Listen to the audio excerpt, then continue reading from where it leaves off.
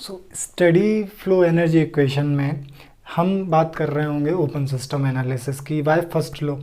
तो open system क्या होता है? ऐसा सिस्टम जिसमें कि एक फ़्लो हो रहा हो और उस फ्लो के ज़रिए उसमें हमने बीच में कोई भी एक सिस्टम लगा रखा हो जो कि उस फ्लो के ज़रिए कोई वर्क एक्सट्रैक्ट कर रहा हो। तो जैसे कि मान लेते हैं कि एक मैंने कंट्रोल वॉल्यूम अगर मैं मानूँ, ये इनलेट वाल्व है, ये आउटलेट है, और ये मान लेते हैं कि किसी एक एलिवेशन पे रखा हुआ है, एल्टीट्यूड पे जो है Z1, और ये आउटलेट का एलिवेशन है Z2। अब ये जो सिस्टम है ये मेरा है कंट्रोल वॉल्यूम। अब यहाँ से मान लेता हूँ कि मैं कोई एक छोटा सा मास dm मास यहाँ से एंटर हो रहा है dmi, और यहाँ से ये बाहर निकल रहा है छोटा सा मास dme एग्जिट हो रहा है यहाँ से। अब ये जो मैंने यहाँ पे कंट्रोल वॉल्यूम कंसिडर किया है, ये जो फ्लो वर्क हो रहा है, यहाँ पे दो तरह के वर्क हो रहे होंगे। एक हो रहा होगा एक्सटर्नल वर्क और दूसरा हो रहा होगा फ्लो वर्क। क्योंकि एक्सटर्नल वर्क कौन सा होगा? जैसे कि मान लेते हैं कि ये पाइपलाइन से ये कोई फ्लो हो रहा है। अब ये फ्लो को मेंटेन करने के लिए कोई एक वर्क इस पे सिस्टम पे लग रहा होगा, और यहाँ से ये सिस्टम लगा रहा होगा यहाँ से फ्लो को आउट करने के लिए। और दूसरा क्या हो रहा होगा कि इस फ्लो के ज़रिए कोई भी इसमें बीच में टरबाइन या शाफ्ट लगा रखी होगी जो कि इस वर्क को एक्सट्रैक्ट कर रही होगी। ठीक है, तो इसमें दो टाइप के वर्क होंगे। तो ये जो ओपन सिस्टम है मेरा, ओपन सिस्टम में वर्क कौन कौन से हो रहे होंगे? टाइप ऑफ वर्क एक हो रहा होगा एक्सटर्नल, जिसमें कि टरबाइन या हम जो कुछ भी यहाँ पे शाफ्ट लगा रखी होगी, और दूसरा वर्क हो रहा होगा यहाँ पे फ्लो वर्क। फ्लो वर्क मैं बता चुका हूँ। फ्लो वर्क क्या होता है? जैसे कि कोई भी यहाँ पे मान लेते हैं कि ये फ्लो हो रहा है पाइपलाइन में, और अगर मुझे पता करना है कि यहाँ पे इस फ्लो को मेंटेन करने के लिए कितना वर्क लग रहा है, तो मान लेते हैं कि ये फ्लो हो रहा है इसमें पाइपलाइन में, और यहाँ से ये अगेंस्ट ए प्रेशर यहाँ पे कुछ P प्रेशर लग रहा है इसमें, और इसकी जो पीछे वाली लेयर्स हैं वो इस छोटे से जो एलिमेंट है इसको इस प्रेशर P के अगेंस्ट में पुश कर रही होंगी। मान लेते हैं कि ये जो एलिमेंट है इसने कोई x डिस्टेंस कवर की और इसने अगेंस्ट ए प्रेशर P, तो इस पे वर्क क्या होगा? Pressure P into area into x distance. ठीक है, और एरिया इंटू x ये क्या हो जाएगा? वॉल्यूम। तो PV ये हो गया हमारा फ्लो वर्क। ये होता है फ्लो वर्क। ठीक है, टू मेंटेन ए फ्लो। यहाँ पे प्रेशर P क्या है? प्रेशर, और V क्या है? वॉल्यूम है। ठीक है, तो ये तो मैं पिछले अपने पार्ट में बता चुका हूँ। फ्लो वर्क को बहुत अच्छे से एनालिसिस किया था हमने, तो वो आप वीडियो देख सकते हैं, उसमें फ्लो वर्क क्या होता है। अब ये जो कंट्रोल वॉल्यूम है, मान लेते हैं कि इसमें टरबाइन लगा हुआ है और यहाँ से हमें कोई एक वर्क मिल रहा है WX एक्सटर्नल वर्क। ठीक है, अब इसको आप एक एग्जांपल ऐसे समझिए, ये फ्लो वर्क क्या है? फ्लो वर्क और ये WX ये दोनों वर्क क्या हैं? मान लेते हैं कि ये कोई रूम है, उस रूम के अंदर कुछ वर्क चल रहा है, और उस रूम में दो गेट हैं, एक इन वाला गेट है और एक आउट वाला गेट है। अब उसमें बहुत सारे वर्कर्स की लाइन लगी हुई है, मतलब कुछ वर्कर्स अंदर जा रहे हैं और कुछ वर्कर्स बाहर आ रहे हैं। अब मान लेते हैं कि यहाँ पे कुछ वर्कर्स हैं। अब ये वर्कर इस रूम में अंदर जाते हैं और हमें पता नहीं कि अंदर क्या का काम चल रहा है। उसमें सारे काम चल रहे हैं, फर्नीचर का भी काम चल रहा है, उसमें टाइल्स फिटिंग, पेंटिंग वेंटिंग सब चल रही है। तो इसमें ये जो वर्कर्स को इसमें सिस्टम में रूम में अंदर करने के लिए हमें वर्क करना पड़ेगा सिस्टम के ऊपर। तो यहाँ से जो फ्लो वर्क इन होगा इस एलिमेंट पे, DMI वाले एलिमेंट पे, वो वर्क हम इस सिस्टम पे कर रहे होंगे, तो वो क्या होगा? नेगेटिव होगा। अब ये जो वर्कर्स अंदर गया, अब उसने उस रूम में कुछ ना कुछ काम किया, वो हमें वर्क मिला एक्सटर्नल WX मिला। अब जब उस वर्कर की पूरी एनर्जी ख़त्म हो चुकी है, तो क्या होगा कि जो वर्कर की एनर्जी ख़त्म हो गई यहाँ से, अब ये जो सिस्टम है उस वर्कर को बाहर धका देगा अपने आउटलेट, जो भी आउट वाला गेट है उससे, ये वाला गेट से आउट। तो अब जब ये वर्कर को अंदर से बाहर करेगा इस गेट से, तो सिस्टम इस पे वर्क कर रहा होगा, तो वो वर्क क्या होगा? पॉजिटिव। क्योंकि अगर सिस्टम वर्क करता है तो उसे हम पॉजिटिव लेते हैं, और सिस्टम पे वर्क होता है तो उसे हम नेगेटिव लेते हैं। तो ये जो ये जो एलिमेंट है, DMI वाला एलिमेंट है, इसको मुझे ये जो कंट्रोल वॉल्यूम है इसमें पुश करने के लिए जो फ्लो वर्क देना पड़ रहा होगा वो सिस्टम पे करूँगा मैं। और ये जो DME एलिमेंट है, इसको ये तो सिस्टम से बाहर जा रहा होगा, तो इस पे जो फ्लो वर्क होगा वो क्या होगा? मेरा पॉजिटिव होगा, और इस पे नेगेटिव होगा। और जो WX होगा ये पॉजिटिव होगा, क्योंकि ये हमें सिस्टम से मिल रहा है वर्क। तो जो हमारी first law of equation thermodynamics है वो क्या है हमारी? Q will be equal to delta E plus work done. ठीक है, ये हमारी फर्स्ट लॉ ऑफ थर्मोडायनेमिक्स है। इसमें जो एनर्जी होती है ये होती है इंटरनल एनर्जी। ये जो मेरा सिस्टम है इसमें मान लेते हैं कि जो हीट का इंटरेक्शन हो रहा है वो Q अमाउंट का हो रहा है, यहाँ पे हम क्यू अमाउंट की सिस्टम में हीट दे रहे हैं और ये सिस्टम हमें दो तरह के वर्क दे रहा है, एक फ्लो वर्क और एक WX जो हमारा एक्सटर्नल वर्क है। तो जो इंटरनल एनर्जी है, ये जो DMI एलिमेंट है, कोई भी सिस्टम है ये भी एक एलिमेंट है। अब हर एक एलिमेंट या सिस्टम, एलिमेंट एक ही बात है, हर एक एलिमेंट के पास कितने तरह की एनर्जी होती हैं? 3 तरह की होती है। एक होती है इंटरमोलिकुलर एनर्जी, काइनेटिक एनर्जी और पोटेंशियल एनर्जी। तो ये जो मेरा DMI जो एलिमेंट है, इसकी अगर मैं पर यूनिट मास में अगर एनर्जी की बात करूं तो वो क्या होगी, small u plus kinetic energy plus potential energy.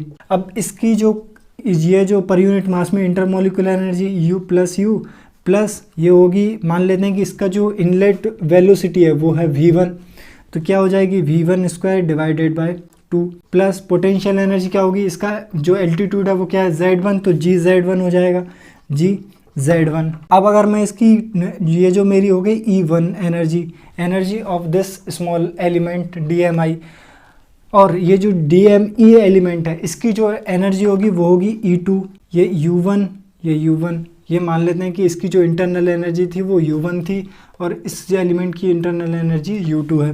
तो ये क्या हो जाएगी U2 plus half of V2 square plus GZ2। तो ये हो गई हमारी इंटरनल एनर्जी। अब बात करते हैं वर्क की। तो जो टोटल वर्क होगा हमें मिल रहा होगा सिस्टम से, वो होगा एक तो फ्लो वर्क और एक्सटर्नल वर्क। तो इस जो एलिमेंट को इस कंट्रोल वॉल्यूम में पुश करने के लिए मुझे इस सिस्टम पे वर्क करना पड़ रहा है, तो वो क्या होगा, नेगेटिव होगा। अब इसका जो स्पेसिफिक वॉल्यूम है वो मान लेता हूँ मैं स्मॉल V1 है, तो ये क्या हो जाएगा, मेरा फ्लो वर्क हो जाएगा मेरा P1 specific volume V1 into, क्योंकि ये जो फ्लो वर्क होता है ये पर यूनिट मास होता है, तो इसका क्या हो जाएगा, अगर मल्टीप्लाई करूँ DMI से, ठीक है। और ये क्या होगा, मेरा नेगेटिव होगा। क्यों होगा नेगेटिव, क्योंकि सिस्टम पे वर्क कर रहे हैं हम। और दूसरा वर्क कौन सा होगा, ये जो फ्लो वर्क, ये DME एलिमेंट पे सिस्टम वर्क कर रहा है, तो ये क्या होगा, पॉजिटिव।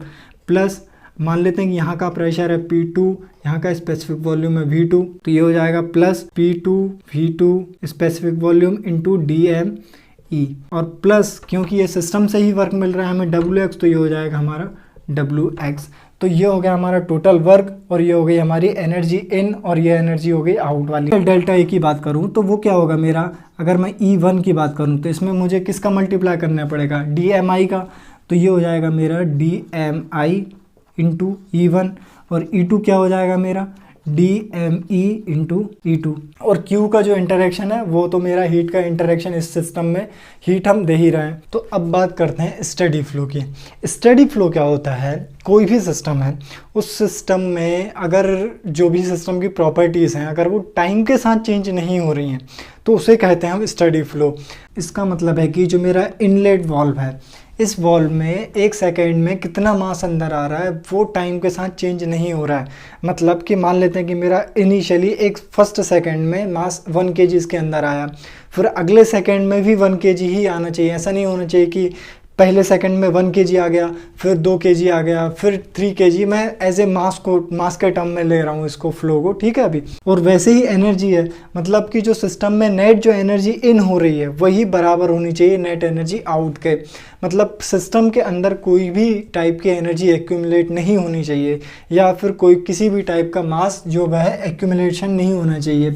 अगर हम स्टेडी फ्लो की बात कर रहे हैं तो स्टेडी फ्लो में क्या होगा कि जो एनर्जी इन होगी वही होगी एनर्जी आउट, ठीक है। अब एनर्जी इन क्या क्या होगी इस सिस्टम में, हम देखते हैं कि इसमें इस सिस्टम में एनर्जी कौन कौन सी इसके अंदर आ रही है। तो हमने सबसे पहले देखा था कि जो वर्क होगा वो टोटल वर्क ट्रांसफ़र क्या होगा इस सिस्टम में, टोटल वर्क ट्रांसफ़र क्या होगा, negative of P1 V1 DMI plus P2 V2 DME flow work at outlet valve, ये हो गया flow work at inlet valve, plus WX। यहाँ से हमें मान लेते हैं कि सिस्टम ने कुछ WX का वर्क, एक्सटर्नल वर्क दिया हमें, ठीक है। अब अगर मैं इसको रेट के टर्म में लिखूँ, W dot P1 V1 DMI by DT plus P2 V2, यहाँ पे ये जो V है ये स्पेसिफिक वॉल्यूम है, ठीक है, V2 dme/dt और ये हो जाएगा मेरा wx डॉट। ठीक है, ये रेट के फॉर्म में आ गया। और जो मेरी एनर्जी थी, मतलब कि ये जो dmi जो मास जो अंदर आ रहा है, ये कितनी एनर्जी को लेके आ रहा होगा, तो वो होगी E1 will be dmi into E1 small E1 जो होगी मेरी dmi times potential energy U1 plus kinetic energy V1 square by 2 plus GZ1। और जो आउटलेट जो एनर्जी आ रही होगी इस DME के कारण, वो होगी E2 will be equal to DME into E2 will be equal to DME into U2 plus V2 square by 2 plus GZ2। यहाँ पे जो इनलेट वॉल्व पे मान लेते हैं कि प्रेशर वो है P1 और जो स्पेसिफिक वॉल्यूम है वो V1 है, और ये जो किस वेलोसिटी के साथ अंदर आ रहा है वो है V1। और यहाँ पे जो प्रेशर है वो P2 है, स्पेसिफिक वॉल्यूम V2 है, और जो वेलोसिटी है वो है V2। तो यहाँ पे जो P1 V1 ये है यहाँ का इनिशियल प्रेशर, और ये specific volume into DMI plus P2 V2 into DME, ये हो गया pressure P2 into specific volume into DME, यहाँ का ये मास हो गया। तो ये सारी की सारी इक्वेशन आ गई हमारी। और इसमें जो एनर्जी हीट है वो हीट कुछ Q अमाउंट की हीट इसमें अंदर ट्रांसफ़र हो रही है, और जो WX अमाउंट का वर्क जो है एक्सटर्नल वर्क हमें मिल रहा है। तो अब हम अगर इसमें एनर्जी इन और एनर्जी आउट की जो इक्वेशन है उसको पुट करें, मतलब कि इसमें कितनी एनर्जी इन हो रही है और कितनी एनर्जी आउट हो रही है, इन दोनों एनर्जीज को अगर हम इक्वेट करें तो हमें क्या मिलेगा। एनर्जी इन की बात करते हैं तो इसमें एनर्जी सबसे पहले कौन सी आ रही है, इसमें जो DMI जो मास है ये अपने साथ कुछ एनर्जी को लेके जा रहा है। वो कितनी एनर्जी को लेके अंदर आ रहा है, ये है वो कैपिटल E। कैपिटल E क्या है हमारी DMI। यहाँ पे ये DMI को अब मैं MI से ही रिप्लेस कर दे रहा हूँ, मास इन इनटू यहाँ पे ये क्या है U1 plus V1 square by 2 plus GZ1। और कौन सी इसमें अंदर एनर्जी आ रही है, वो है अमाउंट Q की, प्लस Q अमाउंट की जो हीट है वो इसके अंदर आ रही है, प्लस एक फ्लो वर्क भी अंदर आ रहा है, क्योंकि ये जो DMI मास को इस कंट्रोल वॉल्यूम में पुश करने के लिए हमें इस सिस्टम में वर्क करना पड़ रहा है, तो वो भी एनर्जी तो सिस्टम के अंदर ही आ रही है ना। तो उसको हम क्या लिखेंगे, negative minus P1 V1 MI। ठीक है, ये जो V है ये स्पेसिफिक वॉल्यूम है, will be equal to energy out. सबसे पहले तो जो DME जो मास है एलिमेंट है वो अपने साथ कुछ एनर्जी लेके जा रहा है, तो उसको लिख सकता हूँ मैं ME into U2 plus V2 square by 2 plus GZ2 plus, और हमें कौन सी एनर्जी मिल रही है इससे सिस्टम से, एक W जो एक्सटर्नल वर्क है वो भी मिल रहा है, तो ये हो जाएगा मेरा WX। और ये सिस्टम कौन सा वर्क दे रहा है, ये सिस्टम फ्लो वर्क दे रहा है हमें।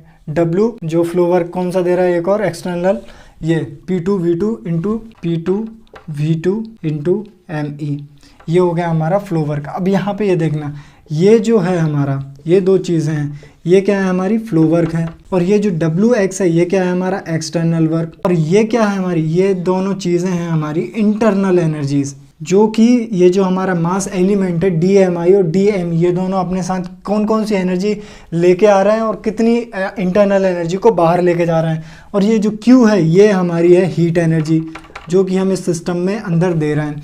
तो ये सारी की सारी इक्वेशन में कौन सी टर्म क्या है ये आपको क्लियर हो चुकी होंगी। अब इस सिस्टम को हम थोड़ा सा अरेंज करते हैं, कैसे करते हैं सबसे पहले देख लेते हैं हम स्टेडी फ्लो क्या कहता है। स्टेडी फ्लो कहता है कि जो मास का इनका जो रेट है वही मास आउट का जो रेट होगा, मतलब कि जिस रेट से मास इन हो रहा है उसी रेट से मास आउट होगा। अगर मैं इसको कुछ इस तरह से लिखूं जैसे MI माइनस ME, ये रेट है कुछ dm/dt, ये लिख सकता हूँ मैं।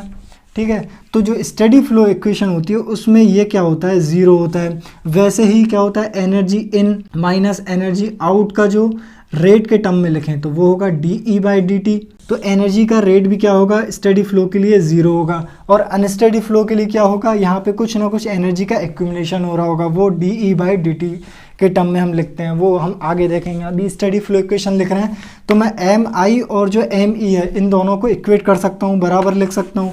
मतलब कि यहाँ पे जो मास इन है वो बराबर होगा मास आउट के, तो मैं सिंपली एम से कर सकता हूँ।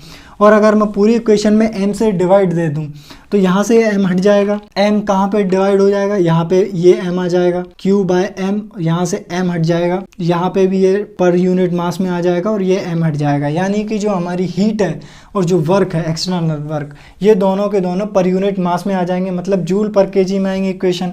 तो मैं अगर इनको अगर अरेंज करूँ, जैसे कि इसको मैं स्मॉल q लिखूँ और स्मॉल q माइनस ये जो वर्क है WX, इसको स्मॉल WX लिखूँ, तो इन दोनों की जो ऐसा यूनिट है वो किस में आएगी, जूल पर केजी में आएगा, विल बी इक्वल टू। अब यहाँ पे मैं अगर U1 को उस तरफ लेके जाऊँ तो ये क्या हो जाएगा, U2 minus U1 per unit mass में स्पेसिफिक इंटरनल एनर्जीज हैं, plus half of V2 square minus V1 square, क्योंकि यहाँ से V1 स्क्वायर भी मैं उस तरफ लेके चला गया, प्लस GZ2 माइनस GZ1, ये मेरी पोटेंशियल एनर्जी का डिफरेंस हो गया। और जो फ्लो वर्क है उसका डिफरेंस क्या होगा, P2 V2 minus P1 V1। अब यहाँ पे आप देखें, ये जो मेरा P2 V2 प्लस U2 है, इसको क्या लिख सकता हूँ मैं, एंथैल्पी लिख सकता हूँ। तो ये हो जाएगा मेरा, जैसे अरेंज करके लिखूँ, एंथैल्पी क्या होती है हमारी, H जो होता है वो होता है, अगर मैं स्मॉल h की बात करूँ, ये होता है small u plus p times specific volume. तो ये हो जाएगा मेरा P2 V2 प्लस U2, इसको मैं लिख सकता हूँ H2, ठीक है। और ये जो U1 माइनस P1 V1, इसको अगर मैं नेगेटिव को लेके जाऊँगा तो ये भी मेरा प्लस में आ जाएगा, तो ये भी मेरा क्या हो जाएगा, H2 minus H1 plus half of V2 square minus V1 square plus GZ2 minus Z1। तो ये हो गई हमारी स्टडी फ्लो एनर्जी इक्वेशन। इसको मैं और अच्छे से लिख दूं अगर मैं, तो आपको क्या याद रखना है सिर्फ इस इक्वेशन में, वो है small q minus WX will be equal to H2 minus H1 plus half of V2 square minus V1 square plus GZ2 minus Z1। ठीक है, ये इक्वेशन को आपको याद रखना है बस। यहाँ पे ये सारी की सारी जो टर्म्स हैं वो जूल पर केजी में है। ठीक है, अब यहाँ पे आपको सिस्टम का, क्योंकि ये स्टेडी फ्लो है तो मास इन और मास आउट बराबर होगा, तो सिंपली आपको मास से मल्टीप्लाई कर देना है इस इक्वेशन में, और कुछ भी नहीं करना है। तो ये जो Q है ये क्या है मेरा, जो अमाउंट की एनर्जी को मैं इन कर रहा हूँ वो है, और जो WX है ये मुझे एक्सटर्नल वर्क मिल रहा है, ये एक्सटर्नल वर्क है, ये फ्लो वर्क नहीं है। फ्लो वर्क को हम ये जो एंथैल्पी के टर्म्स में ऐड कर चुके हैं U1 प्लस P1 V1 के टर्म्स में। और ये क्या है हमारा काइनेटिक एनर्जी का डिफरेंस, ये है चेंज इन काइनेटिक एनर्जी, ये है चेंज इन पोटेंशियल एनर्जी, और ये क्या है मेरा चेंज इन एंथैल्पी।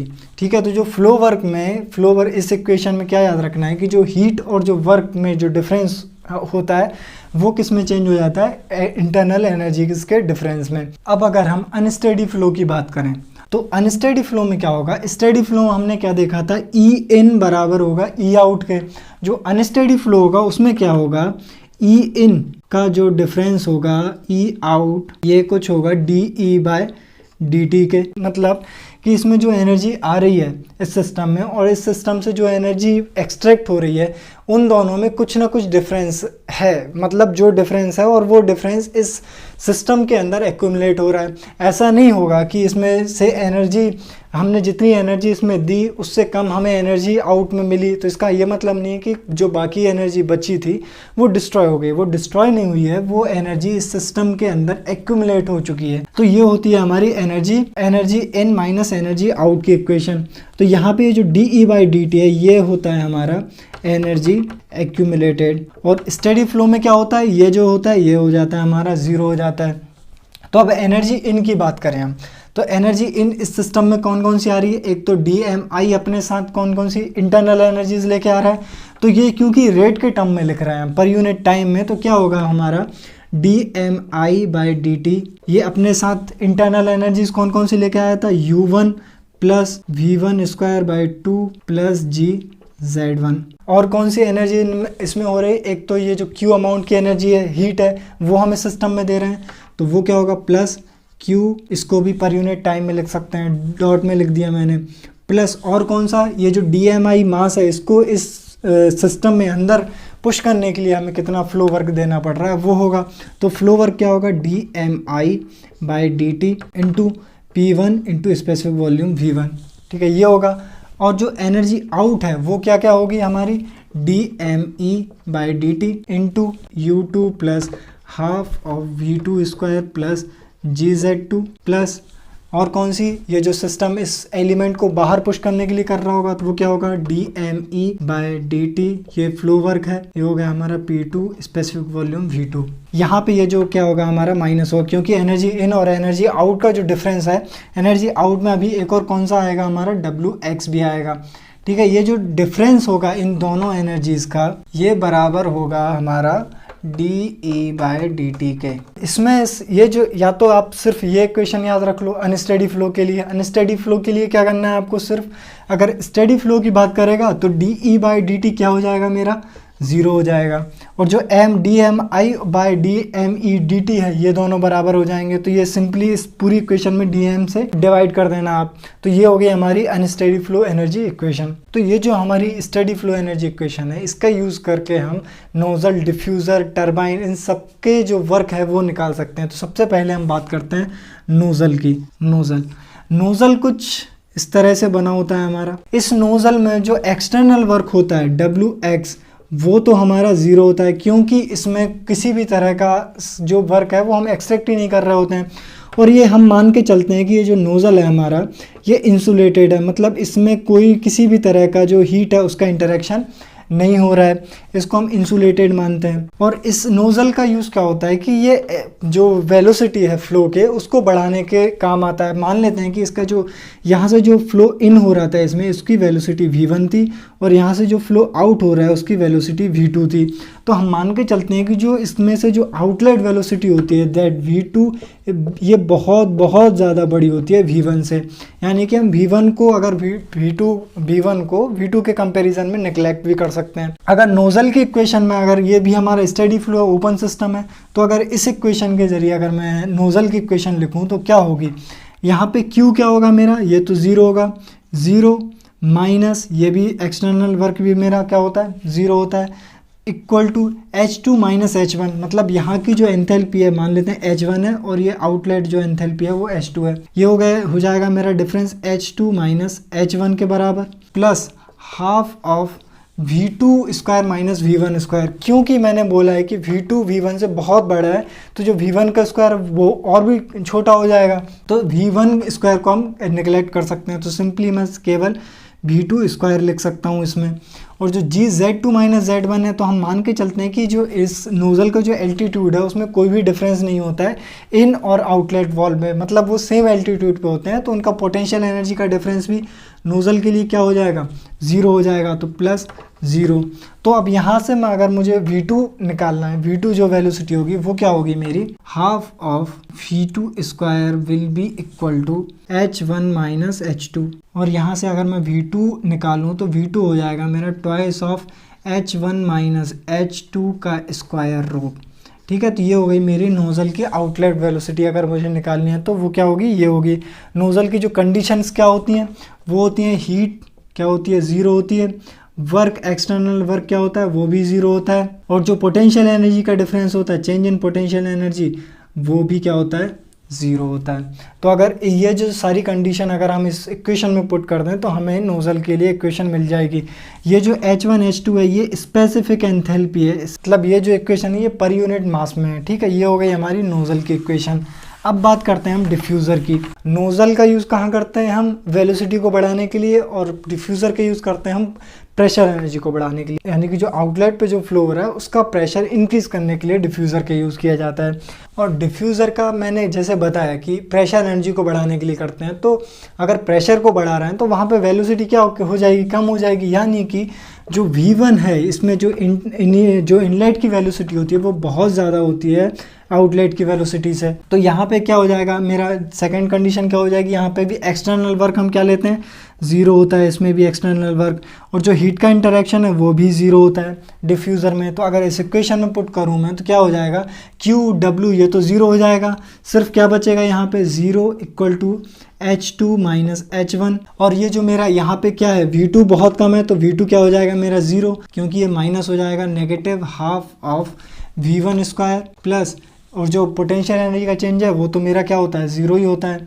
तो इस इक्वेशन को अगर मैं अरेंज करूँ तो ये क्या हो जाएगी मेरी, H1 will be equal to H2 minus half of V1 square. तो ये होती है हमारी डिफ्यूज़र की इक्वेशन, और इसको अरेंज करूँ तो ये हो जाएगी मेरी H1 plus half V1 square will be equal to H2। तो ये हो गई हमारी इक्वेशन किसके लिए, डिफ्यूज़र के लिए। अब बात करते हैं टरबाइन की। तो टरबाइन की कंडीशन क्या होती है, टरबाइन के लिए जो हीट का इंटरेक्शन है 0 होता है, और जो काइनेटिक एनर्जी और पोटेंशियल एनर्जी का चेंज है वो टरबाइन के लिए हम 0 मानते हैं, मतलब कोई कुछ भी चेंज नहीं होता है। चेंज इन काइनेटिक एनर्जी जो होता है वो भी 0 होता है, और चेंज इन पोटेंशियल एनर्जी वो भी 0 होता है। तो इसके लिए इक्वेशन क्या मिल जाएगी मुझे, जो टरबाइन वर्क है WX है, ये टरबाइन वर्क है, तो ये हो जाएगा मेरा minus WX will be equal to H2 minus H1।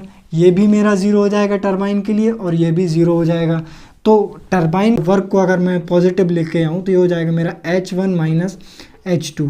तो ये हो जाएगा मेरा turbine work H1 minus H2, जो कि हमें टरबाइन से मिलता है क्योंकि ये पॉजिटिव में है, तो H1 माइनस H2 होगा। ये हो गया हमारा टरबाइन वर्क। और अगर हम कंप्रेशर की बात करें, फोर्थ क्या होता है हमारा, compressor. Work done by compressor क्या हो जाएगा, H2 माइनस H1। ठीक है, ये हो जाएगा कंप्रेशर, क्योंकि इसके लिए भी कंडीशन सेम होंगी, मतलब हीट का इंटरेक्शन 0, वर्क और जो काइनेटिक एनर्जी है और पोटेंशियल एनर्जी का चेंज, ये भी क्या हो जाएगा हमारा 0। तो कंप्रेशर का वर्क क्या आ जाएगा, H2 माइनस H1, और जो हमारा टरबाइन है उसके लिए वर्क क्या आ जाएगा, H1 माइनस H2। तो ये चीज़ें आपको याद रखना है। तो अभी तक हम क्या क्या पढ़ चुके हैं, थर्मोडायनेमिक्स का फर्स्ट लॉ पढ़ चुके हैं, हीट और टेम्परेचर में क्या डिफरेंस होता है वो भी मैं बता चुका हूँ सब कुछ, और जीरोथ लॉ भी पढ़ चुके हैं, ओपन फ्लो ये पढ़ ही चुके हैं, टाइप्स ऑफ वर्क पढ़ चुके हैं। तो ये फर्स्ट लॉ ऑफ थर्मोडायनेमिक्स का ये फर्स्ट मॉड्यूल हमारा कंप्लीट हो चुका है। तो अब जो अगला जो लेक्चर होगा उसमें हम सेकेंड लॉ स्टार्ट करेंगे, second law of thermodynamics, Clausius statement और एंट्रोपी, ये सारी की सारी चीज़ें स्टार्ट करेंगे। सो इसको यहीं ख़त्म करते हैं। So thank you for watching this.